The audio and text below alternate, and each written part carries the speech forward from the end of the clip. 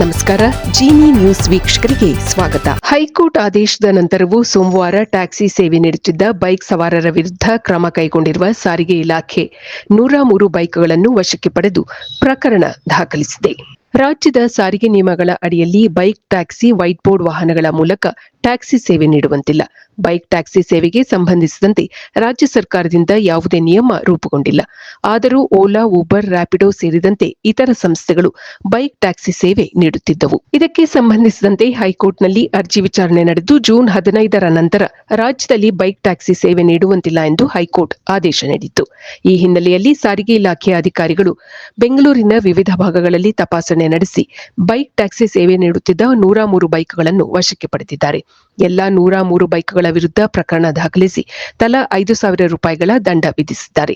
ಬೆಂಗಳೂರು ಪಶ್ಚಿಮ ಪ್ರಾದೇಶಿಕ ಸಾರಿಗೆ ಕಚೇರಿ ಹೆಚ್ಚಿನ ಪ್ರಕರಣಗಳನ್ನು ದಾಖಲಿಸಿದೆ. ಇದು 16 ಪ್ರಕರಣಗಳನ್ನು ದಾಖಲಿಸಿದೆ. ಕೆಆರ್ಪುರಂನಲ್ಲಿ 13 ಪ್ರಕರಣ ಮತ್ತು ಬೆಂಗಳೂರು ಪೂರ್ವ ವಿಭಾಗದಲ್ಲಿ 12 ಪ್ರಕರಣಗಳು ದಾಖಲಾಗಿದೆ. ಇತ್ತೀಚೆಗೆ ಏರ್ ಇಂಡಿಯಾ ವಿಮಾನವೊಂದು ನೆಲಕ್ಕೆ ಅಪ್ಪಳಿಸಿ ದೇಶವೇ ಬೆಚ್ಚಿ ಬೀಳುವಂತೆ ಮಾಡಿತ್ತು.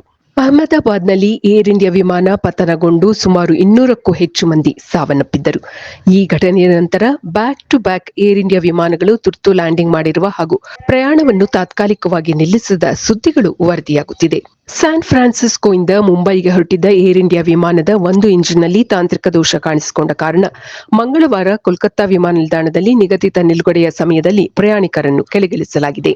ಸ್ಯಾನ್ ಫ್ರಾನ್ಸಿಸ್ಕೋಯಿಂದ ಮುಂಬೈಗೆ ಹೊರಟಿದ್ದ ಏರ್ ಇಂಡಿಯಾ ವಿಮಾನದ ಒಂದು ಇಂಜಿನ್ನಲ್ಲಿ ತಾಂತ್ರಿಕ ದೋಷ ಕಾಣಿಸಿಕೊಂಡ ಕಾರಣ ಪ್ರಯಾಣಿಕರನ್ನು ಕೆಳಗಿಳಿಸಲಾಗಿದೆ. AI-180 ವಿಮಾನದಲ್ಲಿ ಈ ತಾಂತ್ರಿಕ ದೋಷ ಕಂಡುಬಂದಿದೆ.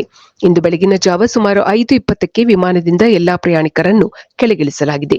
ವಿಮಾನದ ಸುರಕ್ಷತೆಯ ದೃಷ್ಟಿಯಿಂದ ನಿರ್ಧಾರ ಕೈಗೊಳ್ಳಲಾಗಿದೆ ಎಂದು ವಿಮಾನದ ಕ್ಯಾಪ್ಟನ್ ತಿಳಿಸಿದ್ದಾರೆ. ಮತ್ತೊಂದು ಘಟನೆಯಲ್ಲಿ ದೆಹಲಿಗೆ ಬರುತ್ತಿದ್ದ ಏರ್ ಇಂಡಿಯಾ ವಿಮಾನವೊಂದು ಹಾಂಗ್ಕಾಂಗ್ಗೆ ವಾಪಸ್ಸಾಗಿದೆ.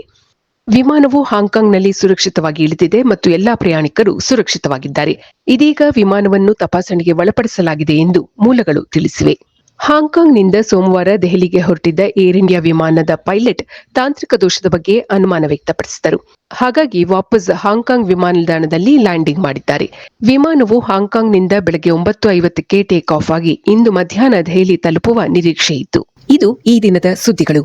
ನಿರಂತರ ಸುದ್ದಿಗಳಿಗಾಗಿ ವೀಕ್ಷಿಸುತ್ತಿರಿ ಜೀನಿ ನ್ಯೂಸ್. ನಮಸ್ಕಾರ.